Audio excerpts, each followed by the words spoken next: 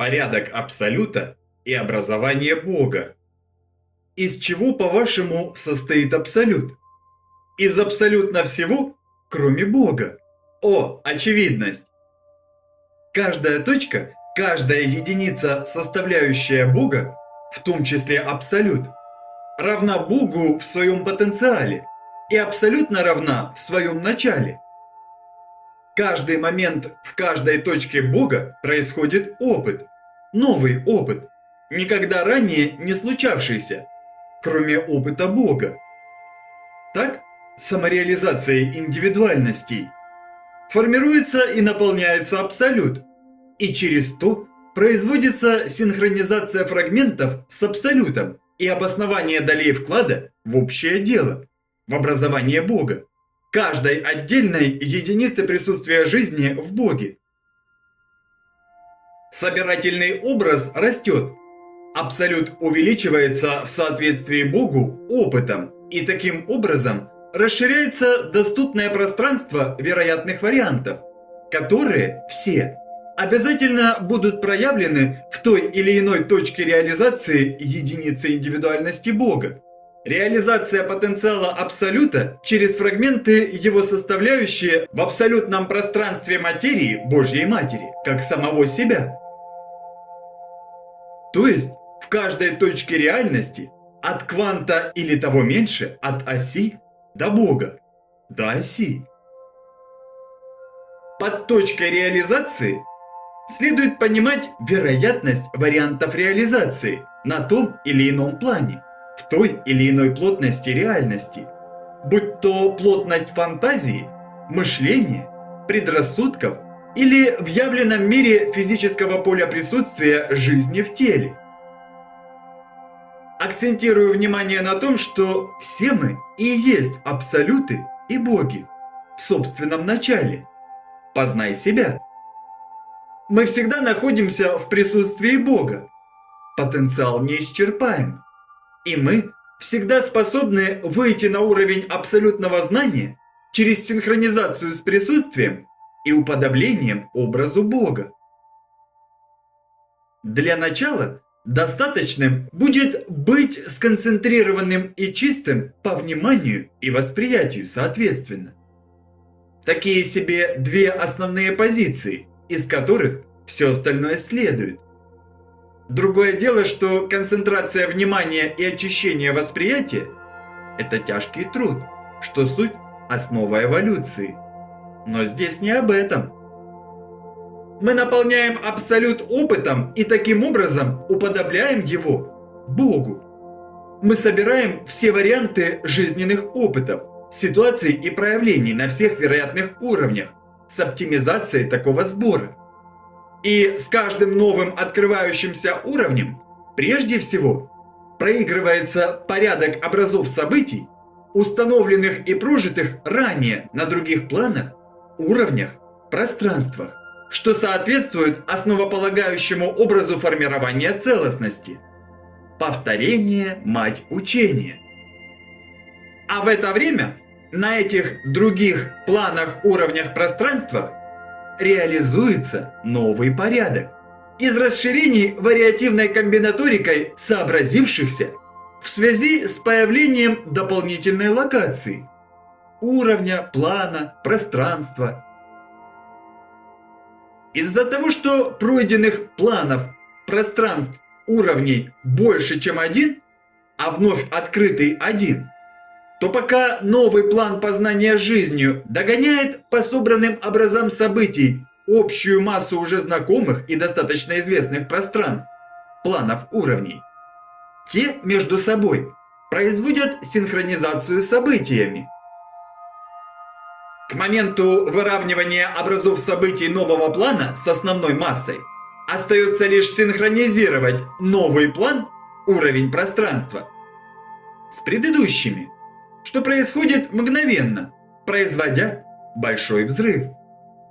Это автоматически образовывает Бога по всей полноте опыта с учетом обновления и расширения на долю присоединения конкретного плана, уровня пространства, ко всем остальным, с учетом вариантов вероятности, которые возникают вследствие такого события – соединения, как величайший дар и традицию исключения, что суть закон.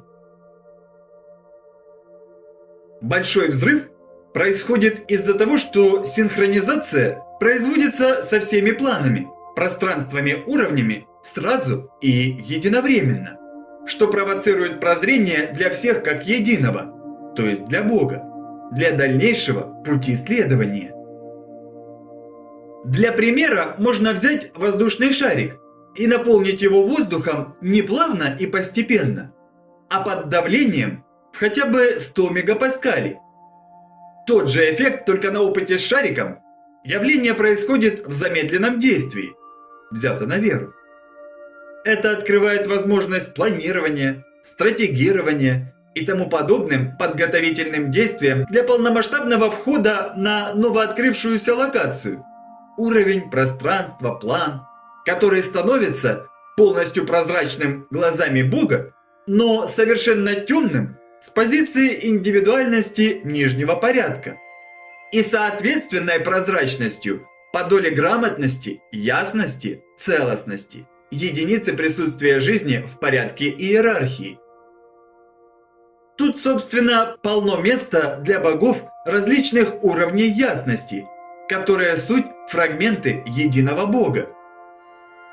После предварительной расстановки сил происходит очередной распад на индивидуальности, на единицы присутствия жизни, на части и фрагменты, с заниманием соответствующего места и роли в исполнении предназначения для достижения полноты целого Бога опытом и единства Абсолюта в каждой отдельной части, роль которой определена по делам нашим и по способностям прежде.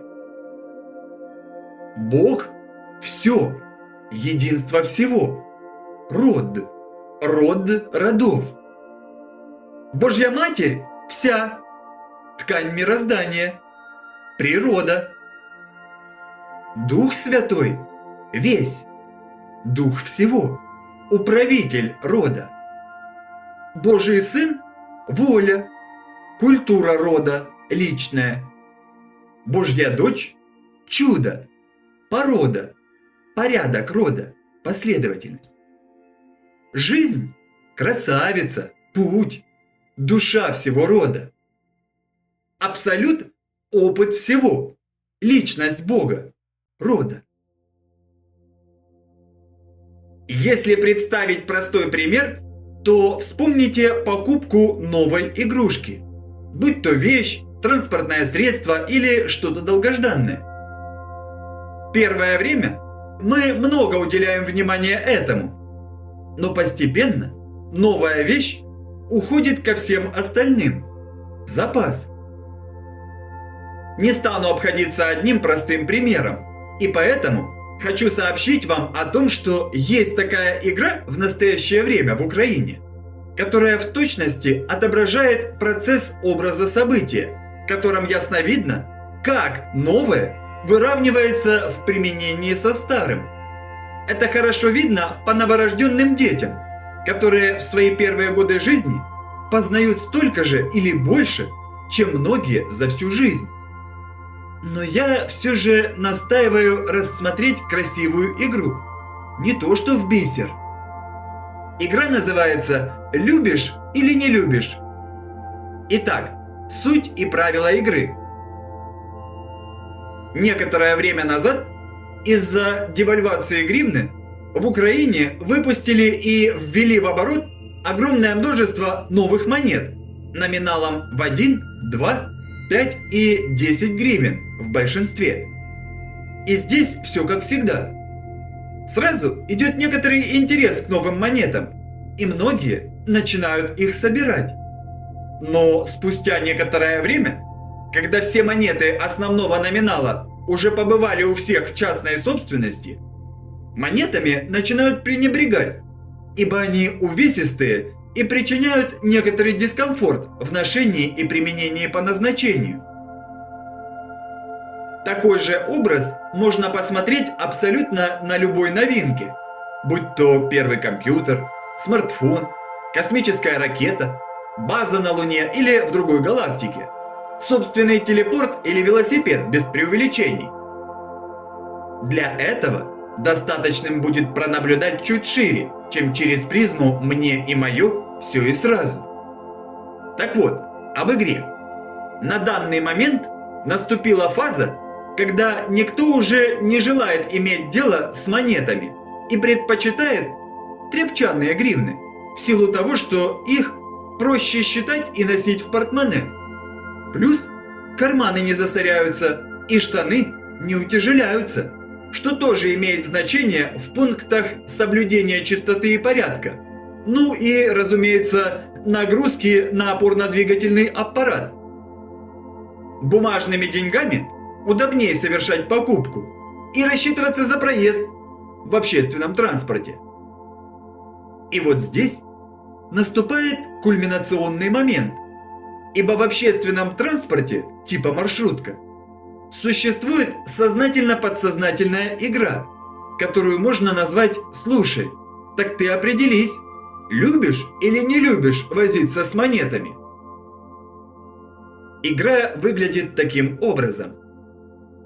Водители маршрутного такси предпочитают бумажную валюту и, не желая возиться с мелочью, всем подряд раздают на сдачу эту самую нововведенную мелочь. В то же время люди тоже не желают носиться с мелочью, поскольку вести расчет таким видом валюты не очень удобно. И именно поэтому платят в маршрутках в основном мелочью, если есть в наличии, а она, несомненно, есть, взаимно пытаясь избавиться от дискомфорта.